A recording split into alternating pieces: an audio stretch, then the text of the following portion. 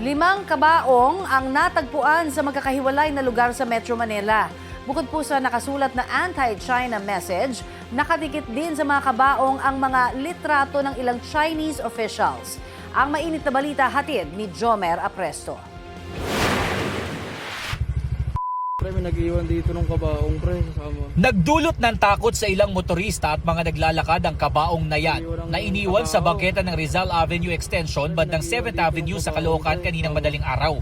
Ayon sa uploader ng video, hindi nila malapitan ang kabaong dahil sa pangambang may bomba sa loob nito. Sa kuha ng CCTV ng Barangay 54 pasado alas 2 ng madaling araw kanina, makikita ang isang kulay puting van na huminto sa kalsada. Maya-maya, 5 tao ang lumabas sa van at sinetap ang kabaong bago sila tuluyang umalis sa lugar. It might be a threat. We will contact with the policeman, lahat ng mga anggulo. Anyway, ang CCTV namin open. Lahat po, mga anggulo, makikita natin yung van kung baka makikita natin rin ang plate number at di ma-report natin sa LTO. Pasado alas 3 ng madaling araw nang kunin ng mga otoridad ang kabaong.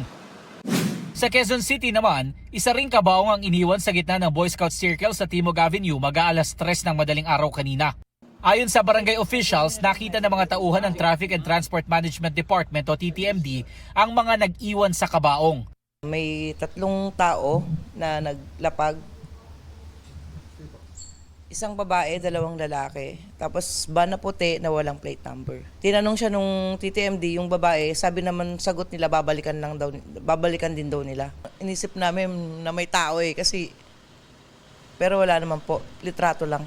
May ilang litrato na nakadikit sa mga kabaong. May nakasulat din dito na Chinese Communist Party at mga salitang greedy at salot.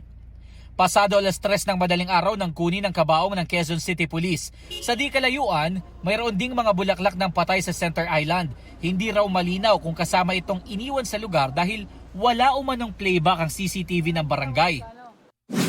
Sa Makati, may kaparehong kabaong na nakita sa bahagi ng Buendia na ayon sa Makati City Police ay malapit sa Chinese Embassy. Iniinspeksyon ito ng pulisya at bomb squad at nang buksan ay walang laman kundi papel. Pareho rin na nakalagay sa mga nakitang kabaong, may nakasulat na Chinese Communist Party. Ang mga larawan naman, kamukha ni na Chinese President Xi Jinping, Chinese Foreign Minister Wang Yi, at Chinese Ambassador to the Philippines, Jing Chuan. Ang one dito, establishment dito, ito yung Chinese embassy natin. Okay, naroroonan po nitong kabaong ay malapit sa Chinese embassy. So, pero po bang coordination sa inyo yung embassy o ano mo ang... Wala pa ma'am, makipag-coordinate pa tayo sa kanila. Na-verify naman ma'am, walang laman, pero as of now, ginagawa natin yung operating procedure na ipapasok mo natin tapos paano natin sa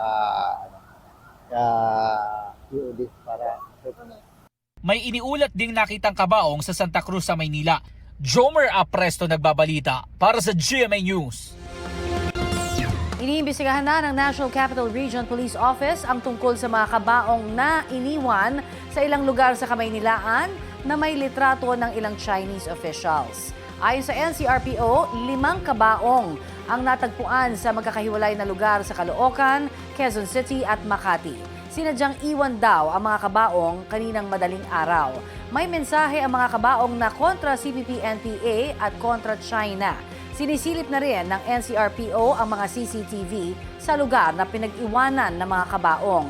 Sabi naman ng Department of Foreign Affairs tungkol sa mga kabaong na may mensahe kontra China, hindi nito pinahihintulutan ang anumang aksyon o banta ng karahasan laban sa sinumang individual o opisyal. Hindi rin ito sumasalamin sa posisyon ng gobyerno at hindi rin ito ipinapakita kung paano maglahad ng kritisismo ang mga Pilipino kahit sa mga sensitibong issue sa politika. Nakikipag-ugnayan din ang DFA sa mga otoridad kaugnay sa tinawag nitong Reckless Act.